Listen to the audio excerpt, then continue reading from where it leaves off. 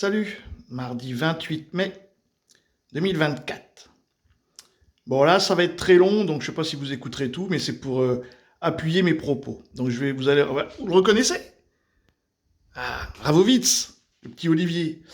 Bon, donc du coup, je mets même le début du commencement du journaliste, et qui amène la question, et donc Olivier répond. Et dans les commentaires, vous aurez le lien.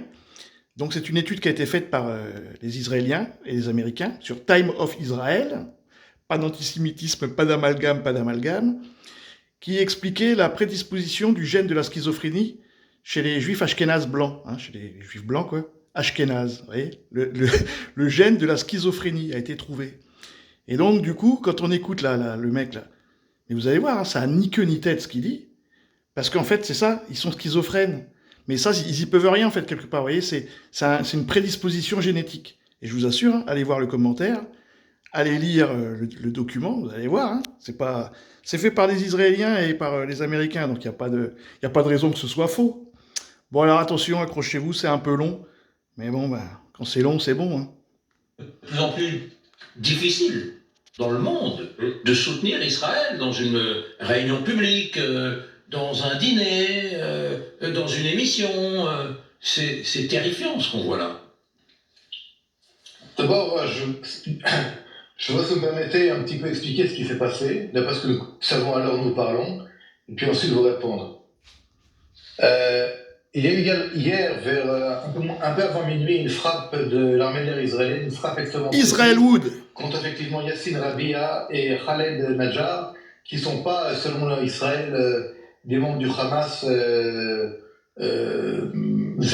vaguement impliqués. Ce sont les responsables du Hamas qui ont été à l'époque libérés en échange de Gilad Shalit, des prisons israéliennes, qui sont actuellement responsables des attaques du Hamas en Judée-Samarie et en Israël. Ils ont été éliminés sur du renseignement précis. La frappe a eu lieu à plusieurs dizaines de mètres du centre où il y avait donc des habitants dans des tentes. À l'heure où nous parlons, je dis bien à l'heure où nous parlons, d'après nos investigations, que nous allons mener jusqu'au bout parce que nous voulons faire la lumière sur cette tragédie, puisque des innocents sont morts et sont touchés par cette terrible tragédie. Nous voulons faire la lumière et trouver la vérité. Mais, soyons également avec un mais, il n'est pas improbable, il n'est pas impossible que le Hamas, qui a été jusqu'à aujourd'hui celui qui a participé à la guerre de propagande et de mensonges. Je rappelle l'hôpital, il y a quelques mois, où on accusait Israël d'avoir tué 800 Palestiniens par une frappe de l'armée de l'air, était en fait résultat d'une frappe du djihad islamique contre un hôpital, et de 800 morts, on est tombé à quelques dizaines de morts. Dans l'endroit où on parle aujourd'hui, c'est le Hamas, et seulement le Hamas qui donne les chiffres. D'ailleurs, on parle de Mohamed Abou Hani comme un membre de la sécurité civile, qui est un membre du Hamas, qui donne tous les renseignements sur ce qui peut-être effectivement dépend de la frappe contre les deux membres du Hamas du côté israélien, mais il y a également beaucoup d'armes et beaucoup de munitions entreposées dans la région de Rafah. Je rappelle que Rafah, c'est également l'endroit où il y aurait, d'après nos informations, de nombreux otages cachés par le Hamas. Le Hamas a tiré hier après-midi 8 missiles. Alors là, écoutez bien le nombre d'Israéliens qui ont été obligés de se cacher. Écoutez bien le nombre. Hein. De longue portée vers Tel Aviv et la région. 2 millions d'Israéliens ont dû courir se cacher à cause des missiles. 2 millions 2 millions pour 8 missiles. Ne l'oublions pas. Ah, les chiffres. A imposé la guerre à Israël. Les Khazars. Si on parle de massacre, et Israël répond à cette guerre. L'autre, il a décapsulé sa bière.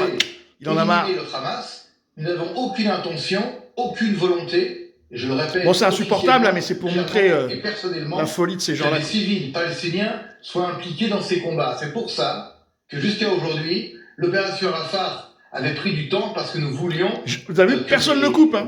Le mec, il débite. Les journalistes, ils sont là, ils bouffent le stylo.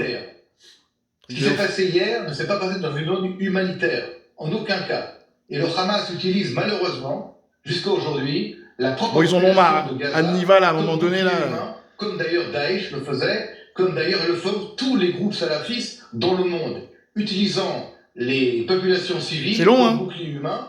Et le Hamas a aujourd'hui 2 buts. De survivre, il veut survivre à tout prix.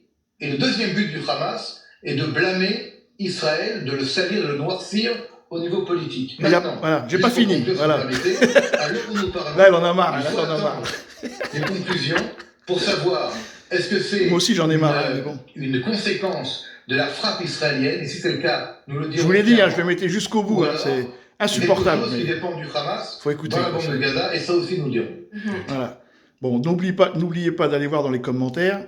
Je le répète, c'est une étude qui a été faite en 2013 en Israël et aux États-Unis, qui ont démontré que les Ashkénazes, donc les Juifs blancs de l'Est, de l'Europe, eh ben, ils sont prédisposés aux gènes de la schizophrénie.